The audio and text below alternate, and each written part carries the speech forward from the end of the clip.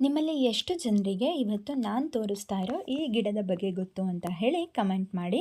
ಇದನ್ನು ನಾವು ಬಸಳೆ ಸೊಪ್ಪು ಅಂತ ಕರಿತೀವಿ. ಇದರಲ್ಲಿ ಎರಡು ವಿಧ. ಒಂದು ಗಿಡ ಬಸಳೆ, ಇವಾಗ ನಾನು ತೋರಿಸ್ತಾ ಇದ್ದೀನಲ್ಲ ಅದು. ಮತ್ತೊಂದು ಬಳ್ಳಿ ಬಸಳೆ.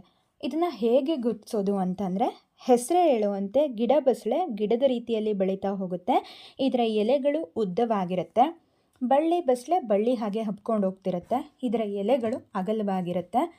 ಈ ಬಳ್ಳಿ ಬಸಳೆಯಲ್ಲೂ ಕೂಡ ಎರಡು ವಿಧ. ಒಂದು ಬಿಳಿ ಬಸಳೆ, ಮತ್ತೊಂದು ಕೆಂಪು ಬಸಳೆ.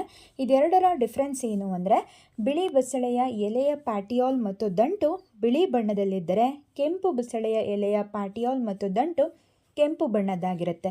ಇದನ್ನು ನಾವು ಬೇಳೆ ಜೊತೆ ಹಾಕಿ ಸಾಂಬಾರು ಮಾಡ್ತೀವಿ. ಸಾಂಬಾರು ಮಾಡೋದು ಹೇಗೆ ಅಂತ ನನ್ನ ಮುಂಬರುವ ವಿಡಿಯೋಗಳಲ್ಲಿ ತೋರಿಸ್ಕೊಡ್ತೀನಿ. ಇದನ್ನು ದಿನನಿತ್ಯ ನೀರು ಹರಿಯೋ ಜಾಗದಲ್ಲಿ ನೆಟ್ಟರೆ ತುಂಬ ಚೆನ್ನಾಗಿ ಬೆಳ್ಕೊಂಡು ಹೋಗುತ್ತೆ. ಇದರ ಉಪಯೋಗ ಏನು ಅಂತ ಅಂದರೆ, ಬಾಯಿ ಹುಣ್ಣಾದಾಗ ಅಥವಾ ಬಾಡಿ ಹೀಟ್ ಆಗಿದೆ ಅಂತ ಅನ್ನಿಸ್ದಾಗ ಇದರ ಎಲೆಗಳನ್ನು ಹಸಿಯಾಗೆ ತಿಂದರೆ ನಮಗೆ ಗುಣವಾಗುತ್ತೆ.